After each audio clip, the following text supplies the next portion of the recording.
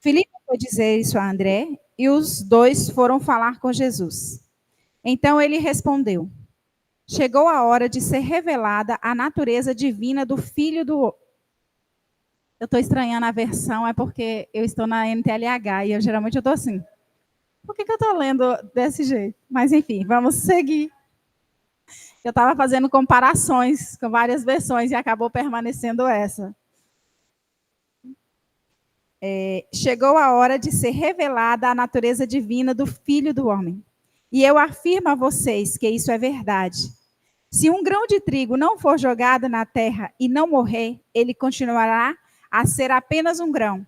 Mas se morrer, dará muito trigo. Quem ama a sua vida não terá a vida verdadeira, mas quem não se apega à sua vida neste mundo ganhará para sempre a vida verdadeira. Quem quiser me servir, siga-me, e onde eu estiver, ali também estará o meu servo, e o meu Pai o honrará, todos os que me servem. Exatamente o versículo que a gente vai começar hoje. 27. Agora estou sentindo uma grande aflição. O que é que eu vou dizer? Será que vou dizer, Pai, livra-me desta hora de sofrimento? Não, pois foi para passar por essa hora que eu vim. Pai, revela a tua presença gloriosa. Então do céu veio uma voz que dizia: eu já o revelei e a revelarei de novo. A multidão que estava ali ouviu a voz e dizia que era um trovão. Outros afirmaram que um anjo tinha falado com Jesus. Mas ele disse: não foi por minha causa que veio esta voz, mas por causa de vocês.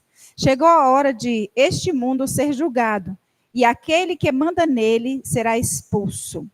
E quando eu for levantado da terra, atrairei todas as pessoas para mim. Ele dizia isto para indicar de que maneira iria morrer. E a multidão perguntou: a nossa lei diz que o Messias vai viver para sempre. Como é que o Senhor diz que o Filho do Homem precisa ser levantado na terra? Quem é esse Filho do Homem? Jesus respondeu: a luz está com vocês ainda por um pouco mais. Vivam a sua vida enquanto vocês têm a luz, para que a escuridão não caia de repente sobre vocês. Quem anda na escuridão não sabe por onde vai. Enquanto vocês têm a luz, creiam na luz, que possam viver na luz, para que possam viver na luz. Amém? Mudando para a minha versão. Então, queridos, quando eu coloquei, pedi ao Espírito Santo para nos direcionar a respeito da aula que nós iríamos iniciar hoje, e o Senhor tocou no meu coração para que continuasse, que lesse junto esses versículos anteriores do versículo 20, para a gente relembrar algumas coisas, e eu quero fazer uma pequena revisão acerca das passagens que nós falamos nas aulas anteriores a respeito dos gregos que foram ver Jesus, que está no versículo 20. E, como nós já mencionamos, ele disse, chegou a minha hora, no versículo 26. Quantas vezes nós pensamos a respeito desta hora, Quando eu me lembro bem das mães, quando estão grávidas, as pessoas falam assim, desejo para você uma boa hora, essa hora vai chegar, e a gente fica esperando aquela hora. E Jesus também, quando ele veio, ele despiu de toda a sua glória para vir e viver aqui, porque ele estava aguardando um momento, uma hora, que era o momento onde ele iria ser levantado para a glória do Pai. E o versículo 26, só para a gente revisar um pouquinho, ele diz, chegou a hora. Jesus vê que os eventos agora apontam claramente para aquela Páscoa que se aproxima, para aquele momento onde ele iria ser glorificado. Ele sabia que ele estava esperando aquela hora dolorosa, como o versículo 26 vai dizer, ou os sequenciais vão dizer, que era um momento de aflição, de tristeza, era um momento de dor, era um momento que ele ia passar, porque humanamente falando, queridos, ele sentia dor e ele era um homem. Ele estava ali, indo para aquela cruz como ser humano. Não como filho de Deus, ele era o filho de Deus que se entregou na cruz por nós, mas naquele exato momento, ele era o filho amado de Deus, homem, 100% homem, porque ele precisava passar por aquele processo para que nós pudéssemos receber a vida eterna.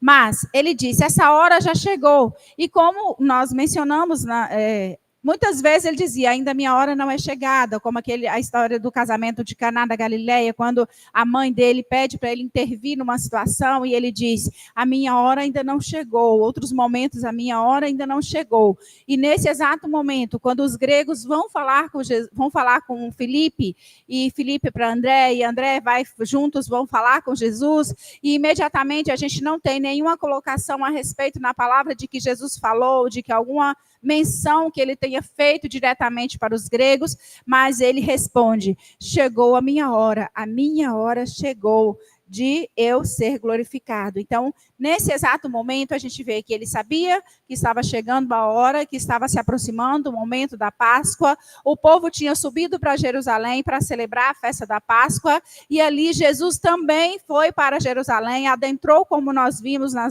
na entrada triunfal de Jerusalém, ele entrando triunfalmente como rei, montado em um jumento. Falamos que ele não entrou montado em um cavalo, porque ele não era um cavaleiro de guerra, mas ele era um rei messiânico que estava trazendo paz para todas aquelas pessoas e para aquela cidade de Jerusalém. E nesse exato momento, quando os gregos vão para falar com ele, ele diz, a minha hora chegou de ser glorificado como homem celestial. Não como homem dessa terra, mas como filho amado de Deus que iria se entregar naquela cruz. E também a gente vê nesses versículos, dessa nossa revisão, quando fala que o grão precisa cair na terra. Ele precisa cair e morrer para não continuar ele só. Então, Jesus também explica isso para aquela multidão, para aquelas pessoas, que ele precisava passar por esse momento. Foi para esse momento que ele veio. Foi especificamente para esse momento de ser crucificado, para esse momento de cair na terra, de morrer e ressuscitar, para que nós tivéssemos vida. E quando ele disse, se o grão cair na terra e não morrer, ele vai continuar ele só.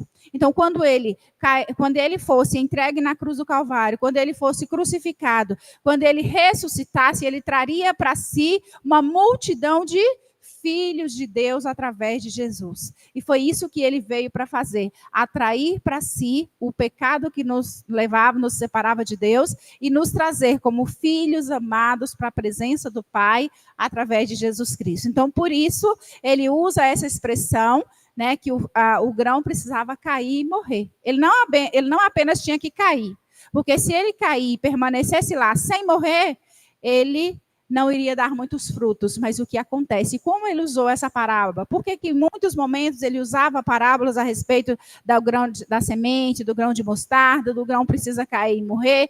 Porque ele estava levando as pessoas e porque no contexto da agricultura, as pessoas sabiam muito bem como que era a questão do plantar. Precisa plantar, a semente precisa ficar lá, a semente precisa germinar e a semente precisa crescer para que ela reproduza muitos frutos. Um exemplo disso é quando a gente planta um grão de milho, nasce um grão de milho e ele dá várias espigas e essas várias espigas dão várias sementes e essas sementes dão muitos outros frutos. E foi para isso que Jesus veio, para nos trazer de volta para Deus, para nos aproximar da presença do Senhor. E, como eu já mencionei também, a questão da parábola sinóticas, que ele fala sobre os grãos, a semente, que está relatada em Mateus, em Marcos e em Lucas, tudo ele falando a respeito de semente, do grão que precisa cair e morrer, para não continuar só.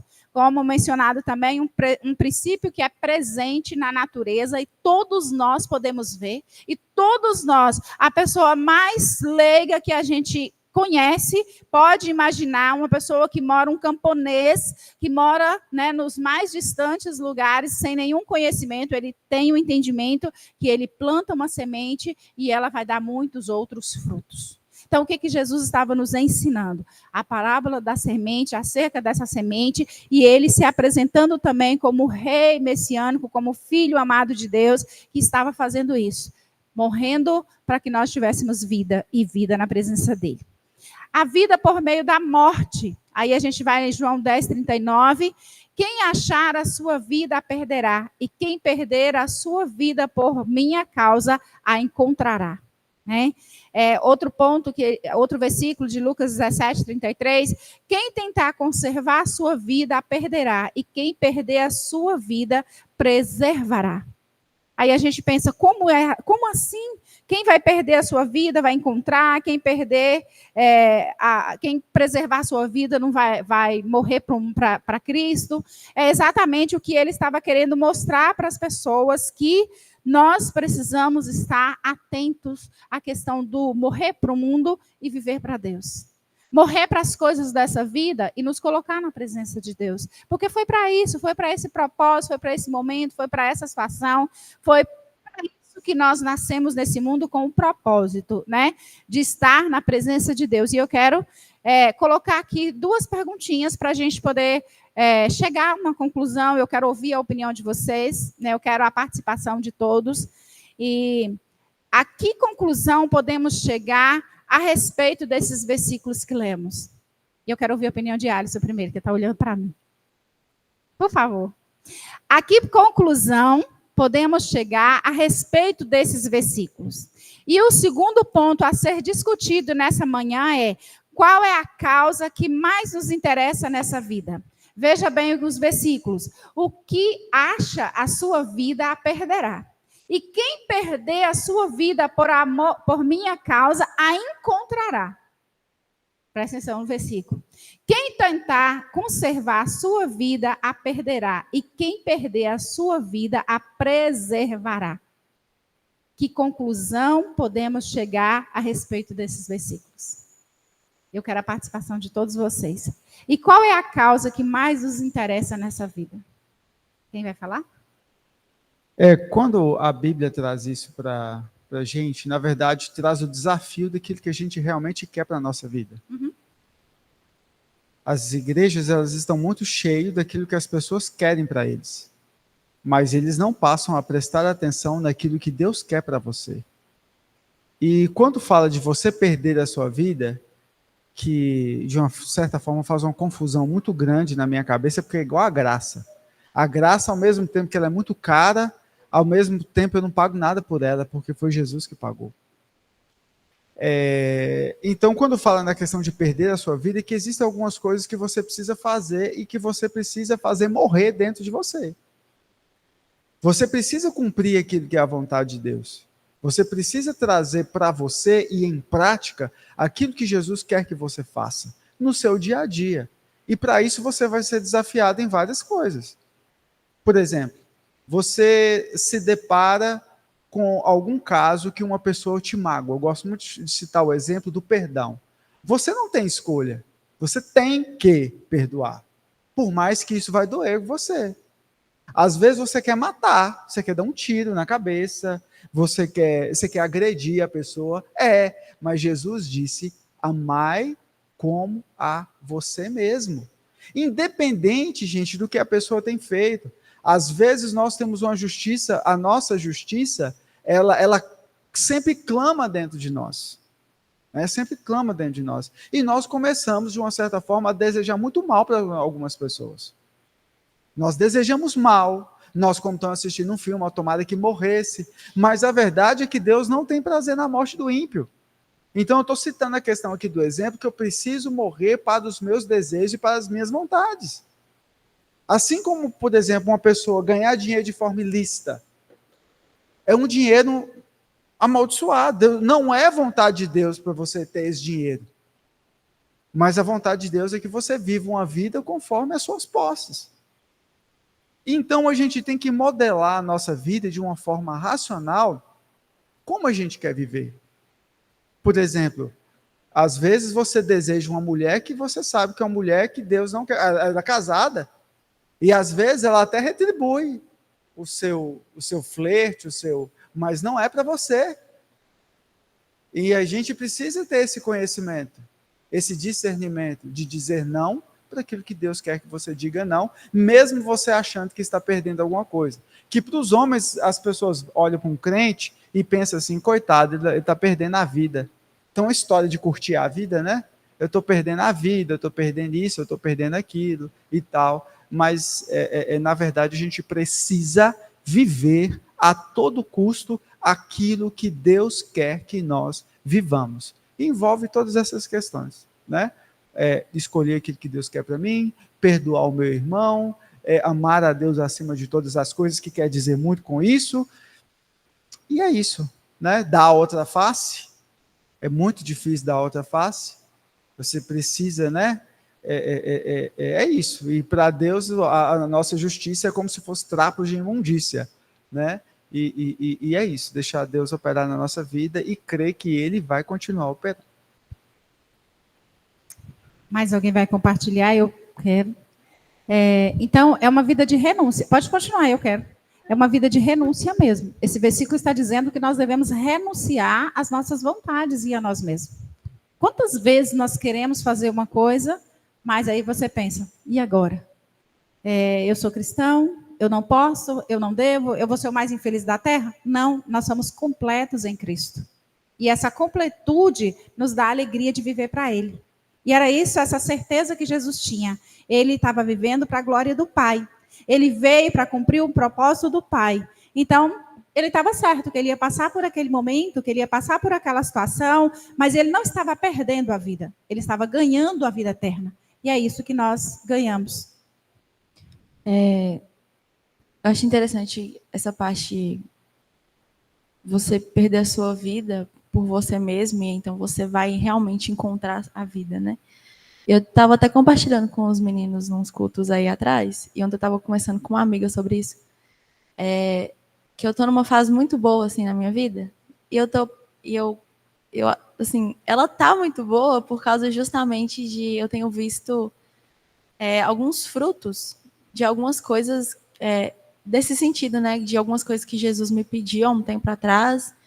E com muito sofrimento a gente entrega algumas coisas, a gente renega algumas coisas, mas a gente fala, não, é o que Deus está querendo, então eu vou fazer. E Deus, ele promete essa alegria, né? Se você perder a sua vida para você mesmo, por minha causa, então você vai encontrar a vida verdadeira. É uma promessa de Deus. Então, eu tenho experimentado de realmente estar encontrando essa vida em Deus, e é muito legal você conseguir provar isso, você ver que você morreu para você mesmo, e morreu em alguns sentidos, e você entregou algumas coisas que Deus pediu, e aí é engraçado, porque a gente acha que é vida, né? Que nem a Alisson falou, tem que aproveitar a vida, não sei. Você acha que aquilo é vida, mas aí Deus te pede, você entrega. A gente acha que Deus está sendo ruim, ou que, não, que vida de crente é muito chato, não sei o que lá, o quê. Só que quando você entrega e depois passa um tempo e você colhe os frutos da vida verdadeira, que é o próprio Cristo, você olha para todas aquelas coisas que você abre mão e você vê que aquilo não era vida. Você achava que era, mas não era. E aí você encontra a vida verdadeira. Então, é uma alegria viver com Jesus. Então, acho que o ponto ali principal é você encontrar a vida verdadeira, que é o próprio Cristo. E aí você experimenta de uma alegria que o mundo não pode dar, você experimenta de uma paz que o mundo não pode dar. São realmente os frutos ali de Deus sendo gerado, e não por glória nossa, não porque, nossa, eu abri mão, não sei o que, não, é porque Deus, ele é tão bom que ele produz isso, e mesmo a gente não querendo, a gente esperneando e fica chato, eu não quero, não sei o quê, e reclama com Deus, mas Deus, ele permanece fiel e ele dá essa alegria pra gente, ele dá essa vida verdadeira pra gente, de realmente encontrar Jesus e conhecer mais de Deus, que é o principal da nossa vida, né? A segunda pergunta ali, né? Qual é a causa que mais nos interessa nessa vida? É conhecer a Deus. E às vezes, para a gente conhecer de Deus, às vezes não. Para a gente conhecer mais de Deus, a gente tem que abrir mão de nós e abrir mão dos nossos conceitos e do que a gente já tem, para a gente ter mais de Jesus e ter mais essa vida que realmente é a vida. Era isso.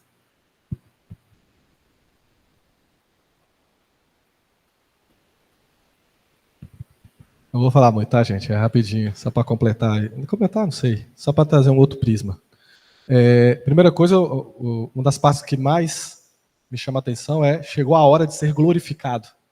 Então, era a hora de Jesus ser crucificado, apanhar, sofrer. Era a hora mais terrível da vida de Jesus. Ele fala, é a hora de eu ser glorificado. Ou seja, é a hora do que eu nasci para fazer, eu vim aqui, vai acontecer. Fazer a vontade de Deus é ser glorificado para Jesus, né? Receber essa glória toda que estava prometida para ele. E assim também com a gente, né? Então tem momentos difíceis que a gente tem que passar para ser glorificado pelo Pai, entre aspas, né, gente? Não igual a Jesus, mas para a gente receber vitórias, para a gente passar de fase, a gente mudar coisas dentro de nós, muitas vezes a gente vai passar por vales sombrios, situações difíceis, coisas dolorosas, e muitas vezes a gente ora a Deus, Deus não deixa acontecer nada comigo. Deus não deixa acontecer nada. Então a gente tem sempre o medo da dor, mas esquece que às vezes um momento de dor vai te dar um salto de vitória lá na frente. Então a gente não tem que ter medo da dor, a gente tem que viver. Né? Igual eu vejo, eu lembro dos lutadores do UFC, os caras entram dançando, pulando, aquele olho brilhando para ganhar. Mas ele vai tomar soco na cara, chute no fígado, ele vai sair dele trucidado, mas ele pode sair com um cinturão, ele pode sair vitorioso, a glória para eles é aquilo. Então, na verdade, Jesus estava encarando aquela maior briga da vida do Jesus homem, era aquele momento. E para isso que eu nasci, eu não vou correr disso. Então a gente tem que tomar cuidado, a gente não está correndo do que Jesus está preparando para a gente, porque vai ser difícil, porque vai doer, porque vai ser sofrido. Então isso é um ponto que a gente tem que tomar cuidado, porque nós estamos no Evangelho mais Nutella, onde a gente está buscando Deus para estar totalmente protegido de tudo. Nada vai acontecer de ruim na minha vida. Então eu fico ali meio que escondidinho. Né? E Jesus, ele nos chama de testemunhas. Né? Sair para fora, para testemunhar o nome dele. E a raiz da palavra testemunha é a mesma raiz da palavra mártir. Né? Martirizados. Então, de alguma forma, ser testemunha é ser martirizado de alguma forma. Isso é muito incrível. E o ser, e essa questão do grão morrer, igual os nossos amigos falaram, é realmente sofrer para as nossas vontades. É sofrer algumas coisas para produzir outras. Morrer de certa forma. E me faz lembrar a parábola dos talentos. Né? Eu estava revisitando a ministração que a gente fez lá no aniversário da igreja, fala muito sobre serviço. E eu vejo o quanto a gente ainda precisa dessa mensagem, a gente precisa ouvir de novo sobre isso. Que fala da parábola dos talentos, né? Pessoas cheias de talentos que precisavam morrer para a sua vontade em algum momento. Né?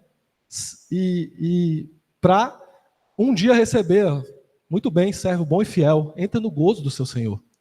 E para aqueles que não quiseram morrer para si e empregar esses talentos para o seu Senhor, ele fala de trevas exteriores, então fala também de serviço. Né? Hoje não, já tem alguns anos que é muito difícil fechar pessoas, líderes, para trabalhar na casa de Deus. É muito difícil fechar professores na escolinha e, às vezes, os que querem de realmente cumprir a regra, de estudar, se dedicar, quer fazer, mas quer fazer do meu jeito. Então, isso não é morrer para si.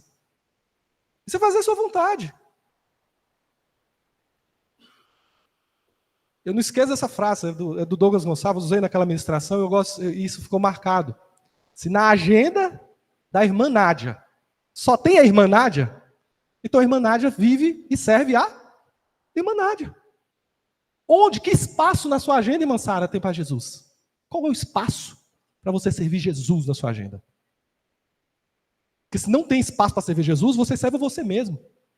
E nós estamos vivendo um evangelho onde muita gente está sendo acariciado no seu ego, fica aí, recebe o ar-condicionado fresquinho, palavras de, tipo assim, toda uma estrutura. Se não for a ministração do jeito que eu gosto, se o cara não fala bonito que nem eu gosto que ele fala, então já não é tão bom, né? Começa, os Masterchef de culto. Eu não gosto daquele louvor, levanta o dedinho, né? Eu não gosto daquele louvor não sei o quê, biblicamente, não sei o quê. Lá. Então, um monte de gente querendo julgar tudo. Né? A gente fala no Mimimi Church. Pode abrir aqui do lado, a Mimimi Church. Vai ficar mais cheia que a sua.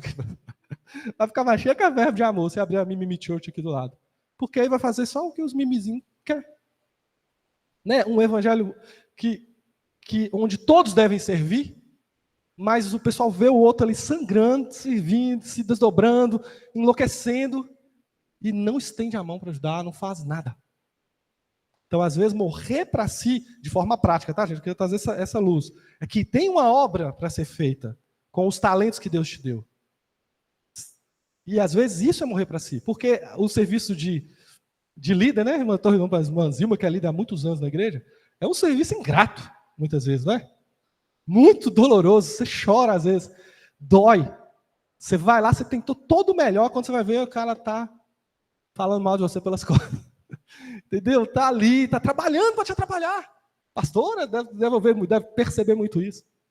É duro, mas é morrer para si. É amar essas pessoas. É amar essas pessoas. É olhar Jesus, fala, apacenta os meus cordeiros. Apacenta. Ele é infantil. Às vezes é um filho de Deus, mas só que ele é infantil. Ele está ali dando birra. E às vezes os maduros têm que ir lá e aguentar um pouco mais. Tem que ir e trocar aquela fralda suja, fedorenta. Né? Amém. Mais alguém? Nádia?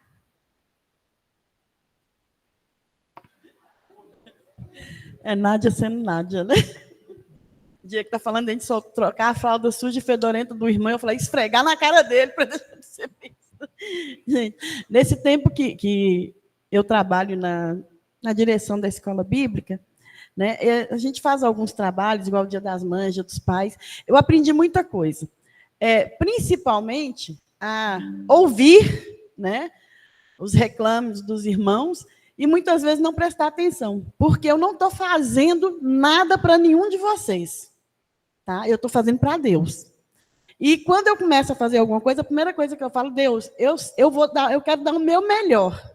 Dentro daquilo que nós podemos fazer, eu quero fazer o melhor. E me orienta, né? Então, assim, desde dezembro eu já estou. O que é que eu vou fazer para o Dia das Mães? Né? O que é que nós vamos fazer para o Dia das Mães? O que é que nós vamos fazer para o Dia dos Pais? E eu sei que muita gente, né, como o Diego disse, pelas costas falam, gente, não dou nenhuma importância. Se chegar e falar para mim, a gente conversa, né? Agora, a gente tem também que ter sensibilidade, porque às vezes o irmão não tem coragem de falar com você, mas você tem que analisar aquela situação para ver se você precisa mudar, precisa melhorar, né? Então, assim, porque o trabalho aqui na casa de Deus não é para agradar homens, mas para fazer a vontade de Deus. Né? Esse é o meu ponto de vista. É lógico que, na medida do possível, a gente agrada também. Mas a gente tem que estar preparado para deixar de ser a estrelinha, né? Para a gente entender que quem tem que brilhar é Jesus. Né? Como Paulo disse, né? Não mais vivo eu, mas Cristo vive em mim. Por isso somos chamados cristãos, pequenos cristos. Então, nós temos que deixar de ser Nádia, deixar de ser Diego, deixar de ser Linde e ser um pequeno Cristo. Né? Buscar o máximo possível se aproximar da perfeição para nós que é Cristo. Então, morrer para o mundo, no caso, aí, morrer, né, como ele falou ali, perder sua vida, né, é você deixar de viver a sua vontade e viver a vontade de Deus. Né? Isso aí todo mundo já falou, todos nós concordamos. Mas a gente sabe que tem dificuldades que a gente tem que enfrentar. Outro dia a pessoa me convidou para uma festa, eu falei, estou passando na porta. Aí, por que não? Primeiro, quando eu era do mundo, eu já não gostava. Agora que eu sou da igreja, eu gosto menos ainda, que eu sou cristã mesmo, menos ainda, não suporto barulho alto. E é uma coisa interessante, por quê? Eu nunca fui de farra, né? Nunca fui de virar à noite, nunca consegui fazer isso, graças a Deus. Então, quando eu me converti, foi muito fácil para mim, porque eu não tinha que largar aquilo que eu não tinha costume de fazer. Mas, às vezes, gente, o diabo é tão sujo que parece que brota essa vontade, brotava, né? Logo que eu me converti, aí brota. E quantas coisas aparecem na vida da gente para desviar a gente do caminho, né? Então, a gente tem que estar preparado para isso. E essa morte, né, essa perder a vida aqui no mundo, é pensando exatamente que a nossa maior recompensa não é aqui, né? É a vida eterna com Cristo, com Deus, nosso Senhor. Né? Então, é uma situação assim que a gente tem que... Muita gente do mundo acha assim, esse bando de besta, né? Esses bobos não faz farra, não passeia, não faz não sei o quê, não faz isso, não faz aquilo. Não fazemos mesmo, nós somos felizes, pelo menos eu penso dessa forma, eu sou. Outro dia eu estava conversando com uma colega e ela contando que foi numa festa e bebeu demais da conta e que passou mal de ressaca. Eu falei, você é minha amiga e eu vou te falar. Eu acho a maior idiotice do mundo a pessoa ir numa festa, encher a cara sabendo que vai passar mal no dia seguinte. É a mesma coisa quando a gente sai do caminho de Jesus. Você sabe que no dia seguinte você vai quebrar a sua cara. No dia seguinte, não, você já está quebrando a sua cara ali. No dia seguinte, você vai passar mal. Porque quando você realmente recebeu Cristo, você realmente vai sentir depois nojo daquilo que você fez. Você vai ver que aquilo ali não era a vontade de Deus, né? Por mais que você tenha desviado e tudo, mas você tem que acordar para a realidade de que você tem que morrer para o mundo, para você ter uma vida eterna em Cristo. Amém? Amém. Só um minuto, parceiro, deixa eu falar também. Lá em 1 João, capítulo 4, versículo 9, ele fala o seguinte: foi assim que Deus mostrou seu amor por nós. Ele mandou o seu Filho ao mundo para que pudéssemos ter a vida por meio dele. E o amor é isto: não fomos nós que amamos a Deus, mas foi ele que nos amou e mandou o seu Filho para que, por meio dele, os nossos pecados fossem perdoados. Eu acho que esse amor sacrificial, ele já faz parte de nós naturalmente por causa do sacrifício de Jesus. Então, tipo assim, essa questão de perder a sua vida, a gente tem que ter prazer nisso. Porque, inclusive, como aquela música do Morada fala, né? E tomei um susto quando percebi que seus olhos não estavam em mim. Os olhos da gente não tem que estar na gente. Os olhos de Deus estão para Jesus. E os nossos olhos também tem que estar para Ele. A gente tem que ter prazer de morrer por Ele, de perder tudo, de abandonar tudo por Jesus. Entendeu? A gente tem que viver essa vida entregando tudo que a gente pode por Jesus. Porque foi assim. Deus nos amou primeiro, não a gente. A gente abandona ele na primeira oportunidade, tipo assim, de cara, sabe? A gente foi lá no jardim, enfim, todo mundo sabe a história. Mas a gente tem que ter esse prazer, esse amor sacrificial. A gente tem que se entregar dessa maneira que a nossa vida já não vale mais de nada, mas viver por Cristo, morrer por Cristo, isso sim é lucro, isso sim é vitória. Mais alguém? Então, o que acha? A sua vida a perderá, e quem perder a sua vida por minha causa a encontrará. A conclusão que nós chegamos é: nós precisamos despir de nós mesmos.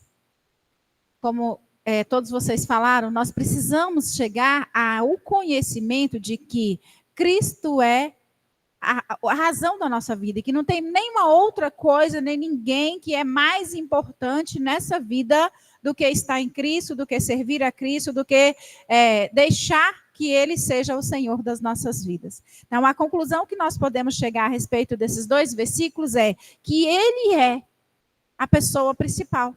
Esse sacrifício que nós achamos que estamos fazendo, esse deixar as coisas para trás, esse olhar para Cristo e às vezes pensar assim: nossa, está me doendo muito, nossa, está sendo difícil para mim, nossa, como é complicado deixar, não é fácil. Eu já ouvi pessoas dizerem: vocês pensam que é fácil, mas não é fácil. Mas em nenhum momento a palavra, nem nós, nem Cristo disse que seria fácil. Né? Jesus, o Filho de Deus, ele entendeu que não seria fácil aquele momento, mas foi necessário passar por aquele momento. E é necessário que nós passemos por qualquer situação, certos de que nós não estamos sozinhos, que nós não estamos perdendo, nós estamos ganhando. E como ela mencionou, né, às vezes a gente pensa assim: nossa, é difícil, é isso, não, eu vou deixar. Mas quando a gente entrega e tem a certeza de que Ele está cuidando, a palavra diz mais à frente, que a gente vai chegar lá, que nós seremos honrados. Nós seremos reconhecidos, não porque nós somos merecedores, mas porque Deus nos amou primeiro, porque Ele nos amou primeiro. Então, a conclusão é: nós precisamos enfrentar todos os momentos da nossa vida com alegria no coração, com paz no coração, certo de que nós não estamos perdendo nada de tão interessante. Nós estamos ganhando porque nós estamos plantando para a vida eterna. Nós estamos plantando para viver eternamente, porque tudo nessa vida, tudo nesse mundo passa. Nós temos que trabalhar assim, nós temos que estudar assim, nós temos que cuidar de pessoas assim, mas nós temos que ter uma certeza: Jesus é o caminho. E nós não temos vida se não for através dele. Nós não vamos chegar a nenhuma conclusão boa se não for através de Jesus. Nós temos oportunidades boas nessa vida? Sim, temos. Não posso dizer: isso é ruim, isso é aquilo. Mas a certeza que nós temos é que, ao passar dessa vida, nós precisamos estar garantidos na glória de Deus. Nós precisamos estar com o nosso passaporte para estarmos firmados. Não vivo mais eu, mas Cristo vive em mim. Então, nós temos que ter essa certeza. Vou passar daqui e vou para a glória. Ontem, quando a gente estava voltando, houve dentro do carro um comentário. Se acontecer alguma coisa, não tem problema não, nós vamos encontrar com Jesus mais cedo. E aí a minha língua coçou na hora para dar uma resposta, mas eu me segurei. Eu falei assim, encontrar com Jesus mais cedo, você tem certeza da sua salvação? Porque para a gente encontrar com Jesus mais cedo, a gente precisa estar convicto de que nós estamos em Cristo, que nós temos certeza da nossa salvação. E ter essa certeza, realmente, pode acontecer o que acontecer, nós vamos encontrar com Cristo. Então, nós precisamos ter essa certeza de salvação. E algumas pessoas já mencionaram, eu não tenho certeza da minha salvação. Queridos, se você não tem, eu te recomendo a ter essa certeza. Então, vamos buscar o que é preciso para que a gente tenha essa certeza. Vamos morrer para as coisas dessa vida e viver para a glória de Deus. Se você acha que deixar as coisas desse mundo é perder, eu te falo agora, não, você ganha vida eterna, ganha alegria, ganha paz, ganha amigos, ganha um monte de coisas que você não tem e que você não leva dessa vida. Nós precisamos plantar uma semente para a eternidade. Certo? Então, a conclusão nós precisamos rever conceitos, nós precisamos olhar para dentro de nós e viver para a glória de Deus, porque foi isso que nós aprendemos com Jesus. É chegada a hora de quê? Do Pai ser glorificado.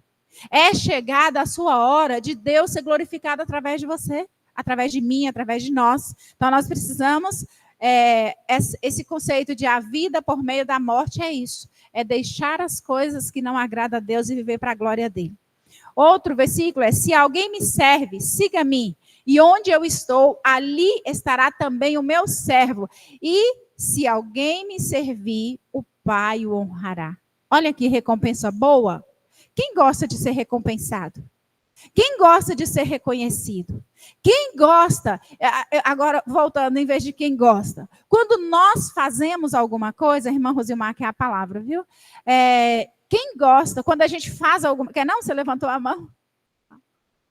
Tá. Então, gente, quando nós fazemos alguma coisa e ninguém vê, ninguém dá notícia, ninguém sabe nada, muitas vezes, quando a gente faz para mostrar que fiz isso ou aquilo, vou usar um exemplo bem prático. Nós, mulheres, você vai lá, corta o cabelo, né? E aí você chega em casa, seu marido nem notou, falou nada. Também o marido, ele sai, faz alguma coisa, ele toma um banho, passa o perfume, e ele chega perto de você, você nem notou, né? Muitas vezes, nós, os casais, às vezes a gente faz alguma coisa para chamar a atenção do outro, isso é fato, né? Às vezes a gente corta o cabelo para que a pessoa olhe e fale assim, nossa, como você está diferente, como você está bonito, isso alegra o coração da gente, não é? Da mesma coisa, o marido, ele usa, né, aquele perfume que a mulher gosta para falar, nossa, como você está cheiroso, não é assim? Isso não alegra o nosso coração? A gente não fica feliz? A gente não espera uma recompensa? Não espera um elogio? Pois é, se alguém me serve, segue-me, onde eu estou, ali estará também o meu servo. E se alguém me servir, o Pai vai honrar. Gente, nós vamos ser honrados por Deus. Nós estamos servindo, fazendo a obra dele, não para receber recompensa, mas ele está dizendo, eu vou dar. Nádia, faz as coisas para o Senhor, não para dizer, alguém falar assim, nossa, Nádia, mas você é 10, nossa, mas você fez com excelência. Irmão Diego toca aqui com excelência. A irmã Eli, os meninos do louvor ministra aqui com excelência, para dizer, para no final, quando eles descerem aqui, a gente, foi excelente, você cantou lindamente. Não, eles fizeram para a glória de Deus, mas eles recebem essa recompensa porque o próprio Pai honra. E ele disse, se nós servimos a Deus, se nós fazemos a obra de Deus, se nós fazemos para a glória dele, ele mesmo se encarrega de reconhecer e de abrir as janelas dos céus a nosso favor, de nos abençoar, de dizer, olha, você foi um filho excelente, você é maravilhoso, você está fazendo com excelência. Então, queridos, nós temos que fazer a obra de Deus, servir ao Senhor, seguir a Cristo, certo de que nós estamos fazendo para a glória, para que ele seja glorificado. Mas existe essa promessa, nós vamos ser honrados por ele. Nós vamos receber a nossa recompensa que não é aqui nessa terra, é lá na glória, é no céu. Por isso que aquele versículo, tem um versículo de Timóteo que combati o bom combate, guardei a carreira, né? Combati o bom combate, cumpri a carreira e guardei a fé, né? Porque nós trabalhamos para a glória de Deus.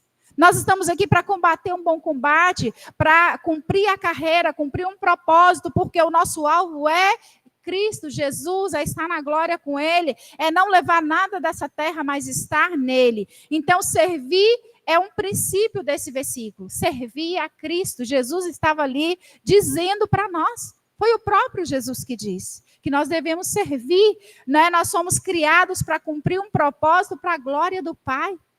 Você que está aí assentado, você que está em casa, ou talvez nem aqui está, mas todos nós fomos criados, queridos, para cumprir um propósito. Você não nasceu por acaso, né? Nós somos criados para cumprir um propósito que glorifica o Pai. Foi esse o primeiro propósito. Jesus veio para cumprir um propósito do Pai. E nós fomos achegados a Cristo para cumprir um propósito do Pai. Então, você não é obra do acaso. Nós não somos obras do acaso. Nós não estamos aqui na comunhão por acaso. Nós não saímos da nossa casa por acaso. Nós saímos para cumprir um propósito para a glória de Deus. E foi isso que Jesus nos ensinou através da vida dele. Então, nós precisamos ser obedientes, porque ser obediente nos trará a bênção. Eu já descobri um errinho aqui, trará. Não era assim que eu ia colocar, né? Então, quando você é obediente, quando você obedece, quando você, né, coloca a sua vida para cumprir o propósito, o Pai vai te honrar. O Pai vai honrar a sua vida. Há uma promessa de Jesus para aqueles que o servem, pois eles serão honrados. Queridos, você vai ser honrado pelo Pai. E Apocalipse 2,10 diz assim, ó, não tenha medo do que vocês vão sofrer. Seja fiel até a morte, e eu lhe darei a coroa da vida. Jesus estava ali no seu momento, né, naquela situação onde ele iria ser entregue. Mas ele sabia que ia passar por um momento, mas ele iria cumprir o propósito pelo qual ele foi chamado. E você, querido? E eu? Nós temos cumprido o propósito pelo qual nós fomos chamados? Às vezes a gente faz as coisas no automático, né? A gente faz, é quase igual dirigir. Você já sabe, então você já entra no carro, já vai embora. Você nem pensa muito, você já faz e vai-se embora. Né? Às vezes a gente faz a obra de Deus assim, no automático. E eu tenho que fazer isso, o irmão Maurício quer falar, você quer falar mesmo, né? Então, a gente faz muitas coisas para a casa de Deus, para a obra de Deus, para o reino de Deus, coisas que nós somos chamados para fazer, mas a gente faz de forma automática. Então, nós precisamos pensar, não ter medo de sofrer por causa do evangelho, por causa da palavra, por causa das coisas que nós temos que fazer. Né? Eu vou deixar você falar. Às vezes, a gente tem muito medo do que o outro vai falar da gente. E uma coisa que Deus me revertiu, querido, como testemunho, foi de não dar crédito para o que as pessoas falam de mim. Antigamente, eu vivia muito o que as pessoas falavam. E eu sofria muito por o que as pessoas falavam. E quando Deus me chamou para servi-lo na casa do Senhor, né, principalmente nessa função na qual eu estou agora, Deus me revestiu de uma situação muito grande que eu não importo com o que as pessoas falam de mim. E antes eu sofria muito, eu chorava noites e mais noites. Se eu soubesse que alguém discordou de mim, aquilo ali era uma morte, era um terror. E hoje eu faço para a glória de Deus. E aquelas pessoas que falam qualquer coisa, eles vão ter que, né, prestar conta para Deus, porque eu não estou fazendo para mim, mas fazendo para a glória dele. Então, tudo o que nós vamos fazer, não importa o quanto nós vamos sofrer, não importa o quanto eu vou sofrer, não importa se eu vou ser mártir por alguma situação, não importa se você vai passar por tribulações, por aflições, o importante é combater o bom combate. O importante é a certeza de que nós temos uma coroa reservada. O importante é pensar, se você me serve, o Pai vai te honrar. Então, não importa o que você, que outros, que pessoas falam de nós. O que nos importa é o alvo. E o nosso alvo é Jesus. O nosso alvo é Cristo. Então, o seu alvo é Jesus. Por favor, Maurício. Bom dia, irmãos. Vai fazer uma perguntinha bem Não. complicada? Não. Ah, pode fazer. Você tocou num ponto aí, né, sobre comunhão, e a gente vê que desde que o ser humano, né, foi criado, a gente sempre deu muito trabalho para Deus. E quando a gente vê negócio de comunhão, eu falo por mim que muitas das vezes você vê uma pessoa e muitas das vezes aquela pessoa nunca te fez nada, mas é aquele velho ditado, né? Você não foi com aquela pessoa. Por que acontece isso com a gente? A gente vê que até aqui na igreja, a gente observa, tem irmãos aqui que você só dá paz do Senhor e tá tudo certo. Outros, você chega a espumar os cantos da boca de tanto conversar, né? Ou seja, a gente vê que tem, eu não sei se isso é afinidade que tem com outro irmão e não tem com outro. A gente vê que no ministério de Jesus, até o próprio Jesus, né, ele sempre separou 3 lá, quando ele ia orar, né, ele separava Pedro, Tiago e João, né? Por que ele não levava os 12? Né? Ele sempre teve essa coisa na humanidade. Por que tem que ser assim, né? Sempre foi assim. Alguém quer compartilhar? Carol? Caio Henrique? Paz, Microfone irmãos. ambulante. A Bíblia, o Senhor, ele nos ordena a amar, né? A Bíblia fala que nós temos que amar ao nosso próximo como a nós mesmos. E é uma conta que a gente nunca paga. E aí é uma conta que não tem fim. E a gente precisa lutar contra nós mesmos para que a gente possa amar. Agora, ter intimidade é diferente de amar.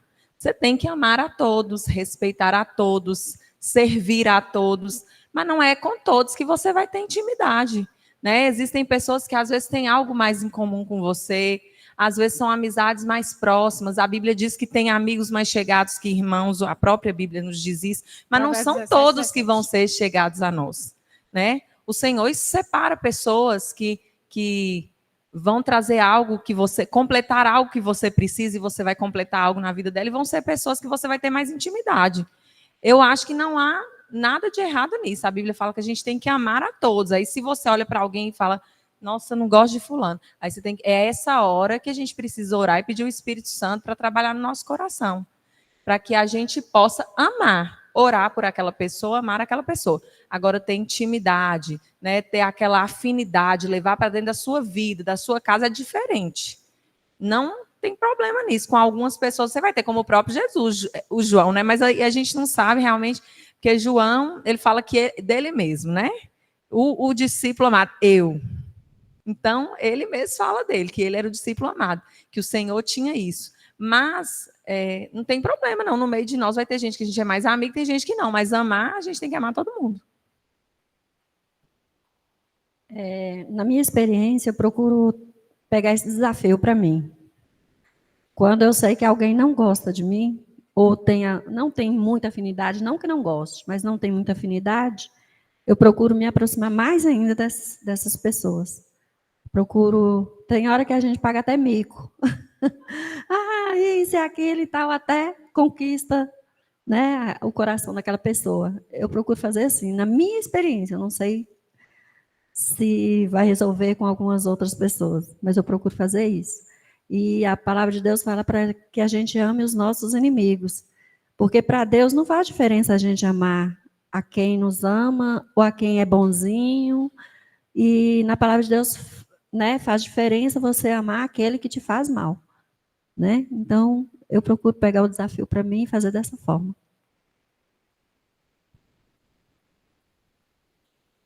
Eu penso o seguinte, cada um de nós tem uma personalidade e uma história de vida diferente, né? E eu acho que a gente tem que respeitar o jeito da pessoa. Tem pessoas que, no princípio, assim, quando você começar a ter um relacionamento com ela, ela vai ser reservada, ela vai ser muito calada, ela vai ser muito na dela. Mas, com o passar do tempo, ela vai se sentindo mais segura, e vai se abrindo, e vai se sentindo mais à vontade com você. Isso também eu acho que é mais a vivência que você tem com a pessoa, né? E tem pessoas que são assim, mais à vontade, né? Não preocupa muito, conversa com todo mundo. E não tem esse cuidado que alguns acham que tem que ter. Eu sou o tipo da pessoa que eu chego num lugar, eu tenho uma primeira impressão das pessoas que antigamente me afastava das pessoas. Se eu chegasse para conversar, por exemplo, com Carol, e eu achasse que Carol era chata, não tinha ninguém que me fazia ficar perto de Carol, era só o básico. Oi, tudo bom? Tchau. Hoje não, graças a Deus. Jesus Cristo mudou meu viver. Então, hoje em dia não. Hoje em dia, às vezes, eu ainda tenho essa primeira impressão. E o pior de tudo é que geralmente eu estou certa, mas essa situação, essa obrigação de amar ao próximo, né? A pessoa é chata, a pessoa é nojenta, a pessoa é enjoada, a pessoa é cheia de mimimi, mas você tem que amar, né? Através do seu amor, ela pode ser transformada, né? Então, assim, eu tive uma experiência esses dias no consórcio que eu trabalho, que uma das pessoas que trabalham lá, ela falando comigo, falou assim, olha, quando eu te conheci, eu pensei assim, meu Deus, que mulher insuportável.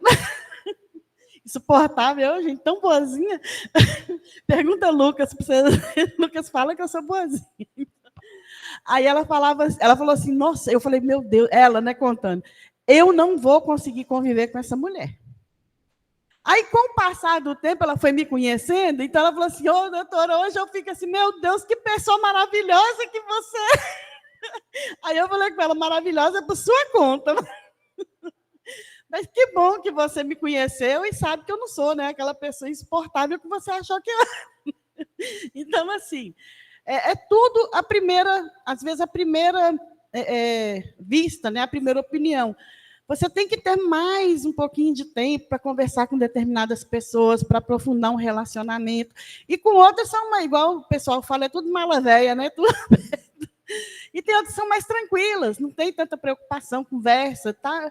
É o jeito de cada pessoa, né? Nós não podemos deixar de amar essas pessoas, né? E tem aquelas que, além de tudo, são mais difíceis mesmo, gente. Tem pessoas que são difíceis demais da conta, mas tem que amar, pronto, acabou. Então, para vocês conferirem, Alisson, enquanto o microfone chega, para vocês conferirem em casa, né?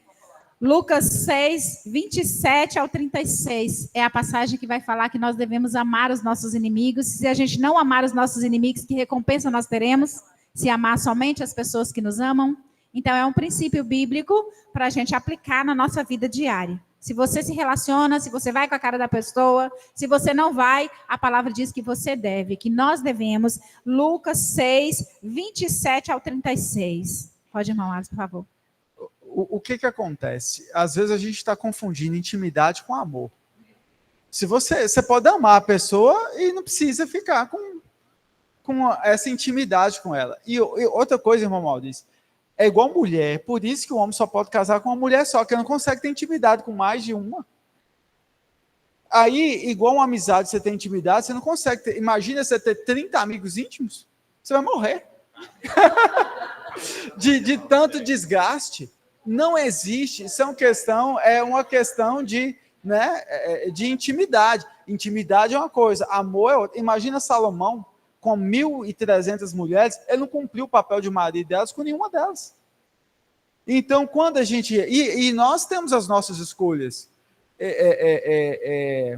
E a gente também tem os nossos julgamentos. Nem porque eu acho que fulano é chato, eu vou também odiar ele. Não, ele é chato, eu amo ele, não quero ter intimidade com ele. Simples assim, são escolhas que a gente faz. Agora, amor é escolha, é ação, é decisão. Agora, quando uma pessoa, por exemplo, supomos que eu não gosto de João. João, para mim, é insuportável, mas eu amo João. Só que quando o João tem algum problema, eu estou lá. É isso que a Bíblia fala. João está precisando de algum problema, João está precisando de alguma ajuda, aí eu vou estar lá cumprindo o meu papel de amor em Cristo para com ele. Meu dever, minha obrigação.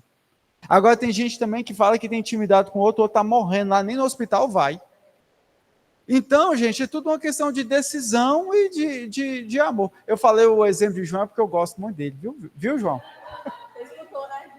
Eu falei do seu exemplo que eu gosto muito de você. Então, é assim.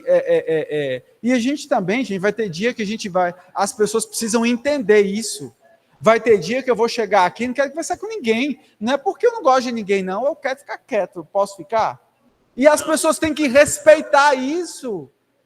As pessoas têm que respeitar. Talvez a gente não está aqui, vou ficar rindo para tudo quanto é canto. Eu não gosto de rir.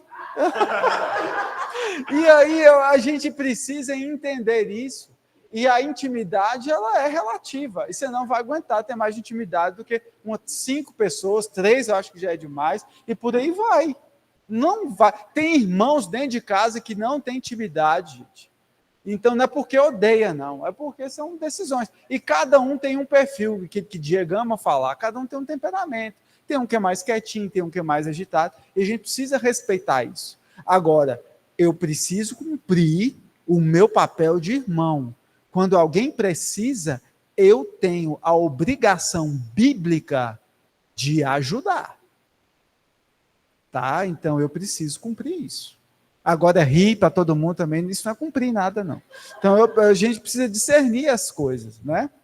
Então é isso. Imagina, Maurício, você com intimidade com todo mundo aqui da igreja, você não ia nem trabalhar no dia de tão cansado você ia ficar. Então, é a questão da nossa limitação humana e a questão também do nosso discernimento do que é amor, do que é intimidade. O próprio Jesus nos deu o exemplo de 3, né? Exatamente porque ele tinha toda aquela multidão, ele tinha os 12 que estavam perto dele, que estavam seguindo os discípulos, e desses 12 ele escolheu 3 para estar mais perto. Né? Então, o próprio Jesus nos deu esse exemplo de 2 ou 3 de estarem ali mais perto. Então, você precisa, o que nós podemos fazer é ser amigo de todo mundo, amar todas as pessoas como princípio cristão, como princípio bíblico, cumprir esse princípio, né? Como o irmão Alisson disse, amor é atitude, é você decidir amar, mas você pegar pessoas, escolher 3 para estar mais perto de você, para você compartilhar, para você sentir bem. E outra, querido, não vai ficar ninguém desfalcado, não. Né? Eu até vi uma outra situação outro dia, eu estava assistindo uma pregação, ouvindo, e eu vi o pregador, ele falava assim, por que Jesus escolheu 3? Para ninguém ficar de fora. Porque pode ser 2 ou 3. Se fosse o número par, ia acabar, se tivesse o número ímpar, alguém ia ficar. Então, ele colocou 2 ou 3 para que ninguém ficasse, né?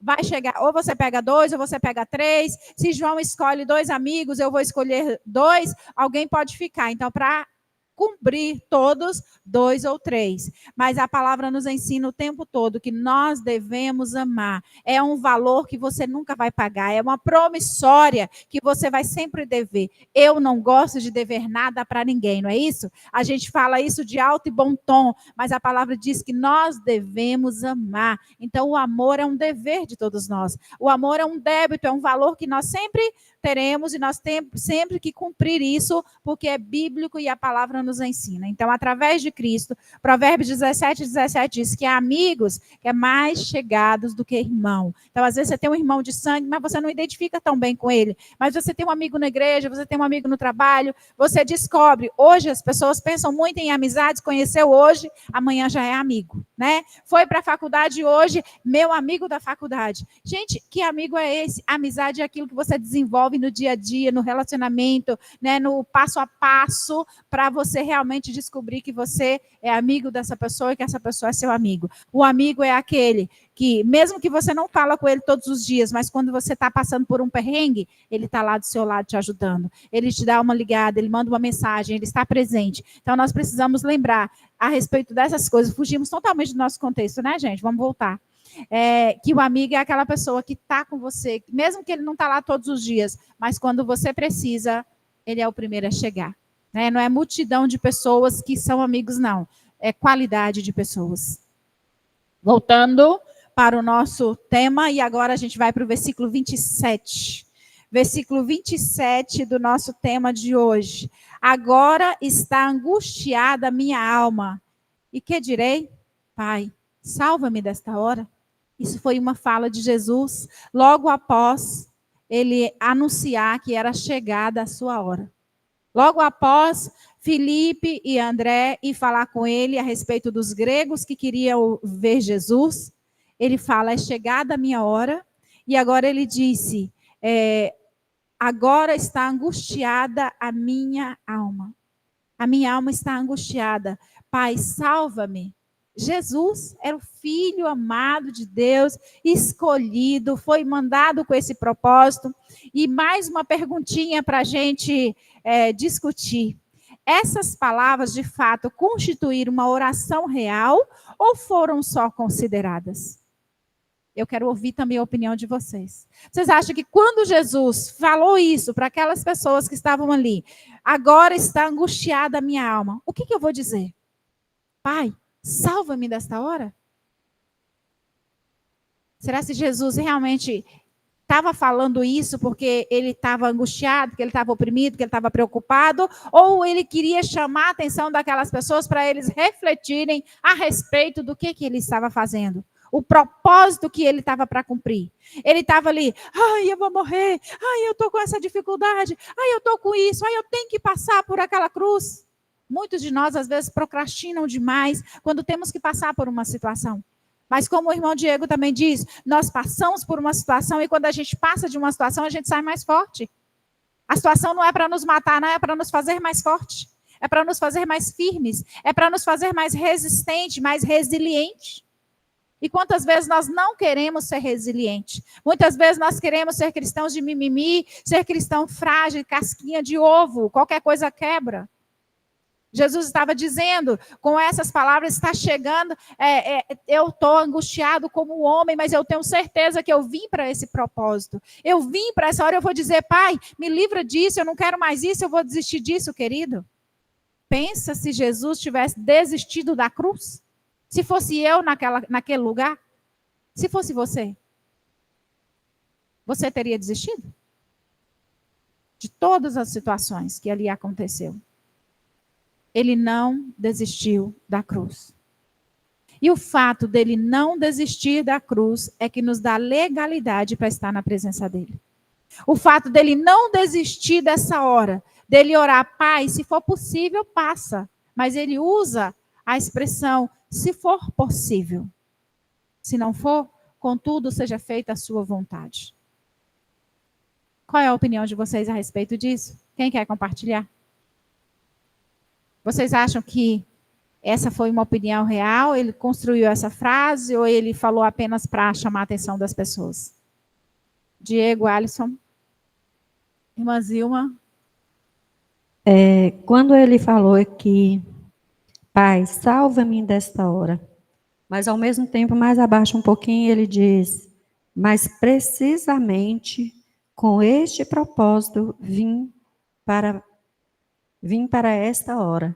Então, na hora que Deus escolheu o primogênito para cumprir o que era determinado, ele já sabia tudo que ele ia passar.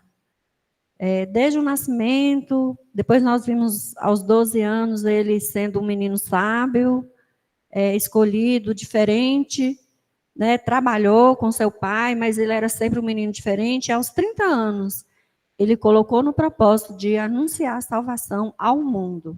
E ele veio para esse propósito. Ele saberia que, ao anunciar a salvação, a fazer essas coisas, já estava determinado que esta hora ia chegar. Alisson.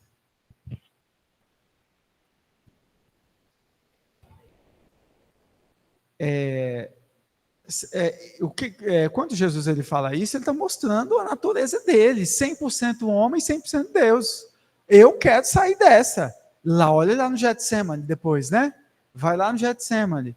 Chora com todos aqueles, né? Jesus chorou, mas ele sabia que ele precisava passar por aquilo. Então, é aquela questão, 100% homem, 100% Deus. Então, a estrutura de Cristo, ela estava ali toda sendo levantada. A questão de dor, a questão de passar por aquilo, e a questão da crucificação toda, e ele também tem uma questão. Ele sabia que ele ia ficar afastado de Deus por causa do pecado do mundo. Então, tinha a dor física e a dor emocional também. Eu vou ficar desconectado com o meu pai por um período. Né? Então, simples assim. 100% homem, 100% Deus, com 100% de um sentimento de um lado e 100% de um sentimento de outro. Senão não tinha sentido a Bíblia falar que em tudo ele foi tentado e não pecou jamais. Senão não tinha sentido também o plano de Cristo, ao qual ele era o Cordeiro que veio nos salvar e para cumprir o propósito de que o primeiro Adão tinha que ter feito e que nós também precisamos fazer.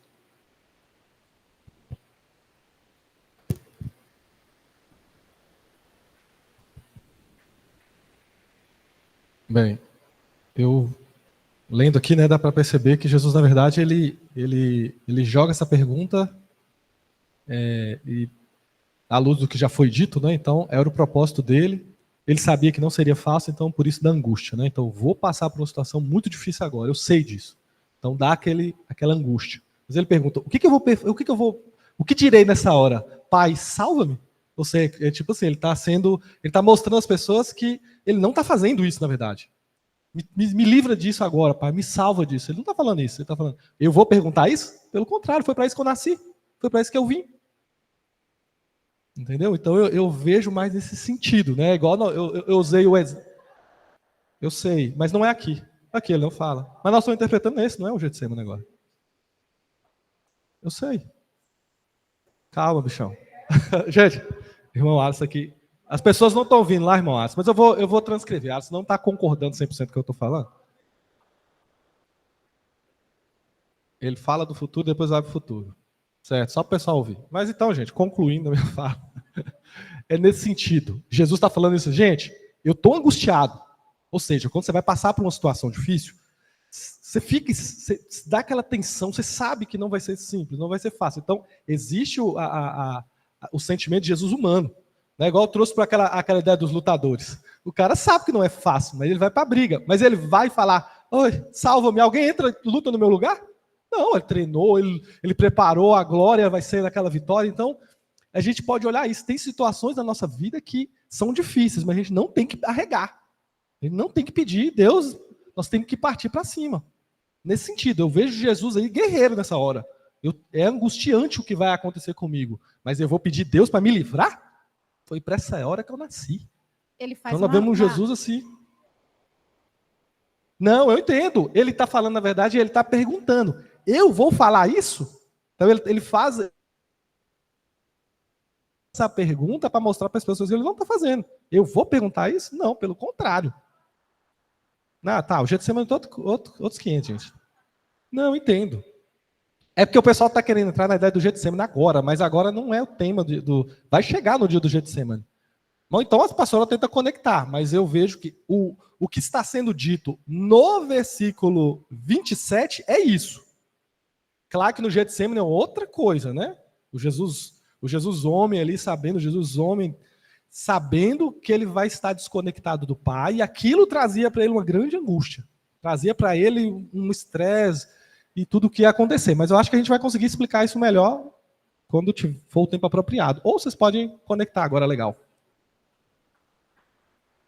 Fala aqui, irmã Ela, então. Explica só. Gente, Ellen está concordando com o Diego, e o Diego não está entendendo que ela está concordando com ele. Amém, gente. Então, gente, Tiago quer falar, pode levar lá para ele. Essas palavras, quando Jesus fala, ele faz uma pergunta, tem entonação de uma pergunta, mas ao mesmo tempo é uma exclamação. Que ele está dizendo, eu vou pedir para fazer isso comigo? Não? Tiago, vai. Eu concordo um pouco com todo mundo, viu?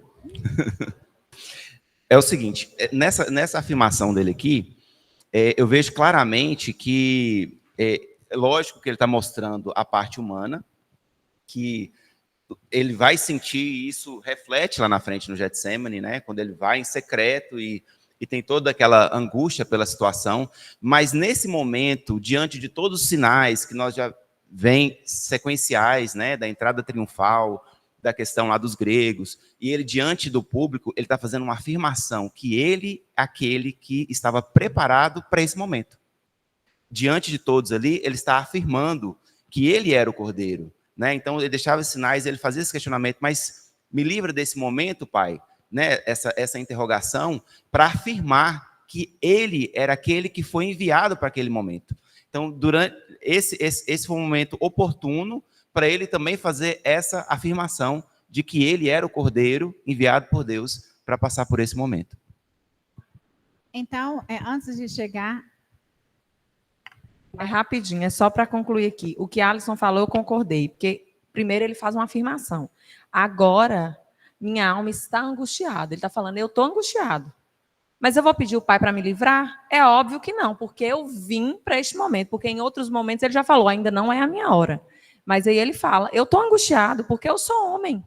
Não é fácil para mim passar por isso. Minha alma está cheia de angústia, mas independente da angústia da minha alma, eu vim para o propósito de servir a vontade do Pai, que é salvar a humanidade. Então, ainda que eu esteja angustiado, ainda que depois nós vamos ver lá o Getsemane, que ele sua sangue, que ele chora, que a alma dele fica atribulada, mas ele fala, eu estou angustiado, é fato, eu estou, mas eu não vou arregar, eu não vou voltar atrás, porque eu vim para isso, e eu vou até o fim.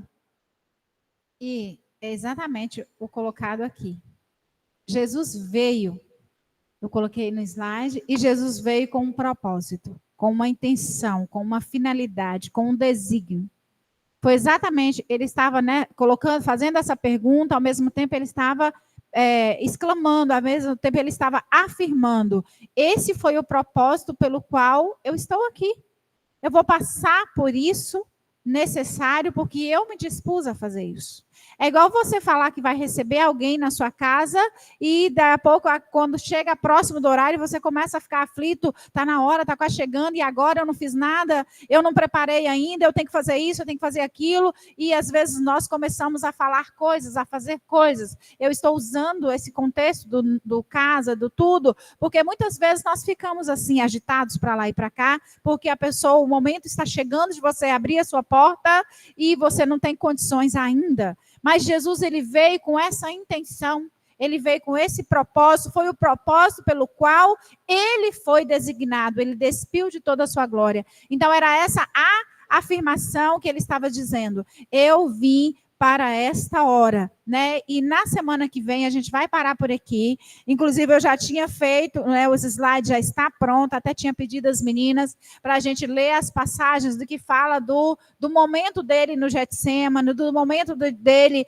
angustiado, daquela situação toda, para a gente também estar falando e discutindo a respeito. Mas para a gente encerrar nesse momento, o propósito, ele veio para cumprir um propósito. Naquele momento, a alma dele estava angustiada, porque ele tinha esse propósito real de passar por essa situação. Era necessário. Ele não ia passar isso para ninguém. Ele não ia dar para os 3 melhores amigos que ele escolheu. Ele não ia dizer, olha, vai no meu lugar, ou faz isso para mim. Não, ele estava dizendo, eu estou aqui para isso. Eu vim com essa intenção. E eu vou cumprir esse propósito, eu vou cumprir essa finalidade. E a gente vai parar exatamente aqui. Ele refere a angústia acerca da crucificação e da sua morte iminente. Então, ele está referindo àquele momento que estava chegando. Chegou a minha hora. A minha hora chegou, mas eu não vou fugir dela. Eu não vou passar ela para ninguém. Eu vou deixar, as coisas vão acontecer. Foi o propósito pelo qual eu vim. É igual eu falo, nós fomos chamados com um propósito. E nós precisamos identificar. Nós vamos cercar muito a respeito de propósito, porque foi para isso que nós fomos chamados. Quantas vezes pessoas vivem anos e mais anos e não tem nenhuma perspectiva de vida? Pessoas vivem para nada. Por que eu estou vivendo? Não sei. Para que você está aqui? Não sei. Você veio para a igreja por quê? Não sei. Então, nós temos que identificar qual é o nosso propósito de vida, tão claro como Jesus tinha o dele. Jesus tinha convicção do propósito pelo qual ele foi chamado. E nós precisamos ter convicção do propósito pelo qual o Senhor nos escolheu. Para quê? Faça essa pergunta para o Senhor e vamos cumprir o nosso propósito nessa terra. Porque se a gente não cumprir o nosso propósito, nós não estamos glorificando a Deus. E nós queremos glorificar o nome do Senhor. Nós queremos que Deus seja glorificado através das nossas ações, que Deus seja glorificado através das nossas atitudes, que Deus seja glorificado através do nosso propósito de vida, o propósito pelo qual nós somos chamados. Amém? Vamos orar para a gente fechar essa parte. Semana que vem a gente está aqui de novo, dando continuidade a esse assunto. E eu quero pedir a vocês para pensarem a respeito do seu propósito de vida. Pensarem a respeito do propósito pelo qual você foi chamado e dar uma lidinha no livro de Marcos 14, 32 ao 42, Mateus 26, 36 ao 46 e Lucas 22, 40 ao 46, para a gente analisar na próxima semana. Amém? Se vocês quiserem anotar, depois a gente manda para vocês para fazerem a leitura, ok? Vamos orar? Nádia, as crianças, fecha os teus olhos nesse momento e nós vamos pedir ao Senhor para nos direcionar no propósito que Ele quer. Qual é o seu propósito, querido? Qual é o seu propósito de vida? Pensa, eu estou nessa igreja por um propósito. Eu tenho uma missão a cumprir. Eu tenho um propósito a fazer. Eu preciso fazer o meu propósito para a glória de Deus. Então, para a glória de Deus, você está aqui. Para a glória de Deus, nós deixamos o nosso tempo lá fora e viemos para cá para adorar o Senhor. Para a glória de Deus, nós vivemos a nossa vida. Para a glória de Deus, nós amamos os nossos irmãos. Para a glória de Deus, nós amamos os nossos filhos. Para a glória de Deus, nós servimos na nossa casa. Para a glória de Deus, nós servimos na casa do Senhor. Para a glória de Deus, nós amamos aquela pessoa que não nos ama. Para a glória de Deus. Então, fecha os teus olhos, Pai soberano, nós entregamos nas tuas mãos as nossas vidas, entregamos nas tuas mãos, Pai, esta manhã abençoada, entregamos nas tuas mãos o nosso propósito de vida, Deus, e te pedimos em nome de Jesus que o Senhor nos ensine a viver esse propósito aqui na terra, que o Senhor nos direcione, Pai, para que nós possamos fazer a sua vontade, cumprir a vontade do Senhor. Pai querido, importa não fazer a nossa vontade, mas a vontade do Senhor, aquilo que te agrada, porque a sua palavra nos ensina claramente que aquele que serve ao Senhor, ele será lembrado, ele será honrado. Pai querido, nós queremos te amar, nós queremos fazer a tua obra, nós queremos servir o Senhor com alegria, nós queremos servir o Senhor com fervor, nós queremos cumprir o propósito pelo qual o Senhor nos chamou, o Senhor nos designou. Em nome de Jesus, ó Deus, nós nos colocamos agora à disposição do Senhor, para que o seu nome seja glorificado através das nossas vidas, que o seu nome seja glorificado através desta igreja, que o seu nome seja glorificado através desses estudos que nós estamos fazendo, que o seu nome seja glorificado, Pai, na simplicidade do nosso coração, que o seu nome seja glorificado naqueles projetos mais autênticos que nós temos feito, que nós vamos fazer, ó Pai, em nome de Jesus, que a todo tempo, Pai, o Senhor nos ensine a glorificar o seu nome, que em todo tempo o Senhor plante dentro de nós esse desejo de te adorar e de te glorificar com as nossas ações, com os nossos pensamentos, com as nossas atitudes, com o amor ao próximo, com o cuidado com o nosso irmão, em nome de Jesus. Pai soberano, nós estamos aqui, queremos aprender do Senhor, queremos ser ensinados por Ti. Por isso nós te agradecemos, Pai, porque o Senhor está nesse lugar e está nos ouvindo. Abençoa-nos, Deus, como seus filhos, abençoa-nos como igreja, abençoa-nos como família, abençoa-nos como pessoa, para que nós possamos cumprir o propósito pelo qual nós fomos chamados nessa terra, em nome de Jesus. Amém? Eu quero convidar as crianças, e vocês podem sentar rapidinho enquanto as crianças se apresentam. Lembrando, hoje à noite nós temos culto de missões.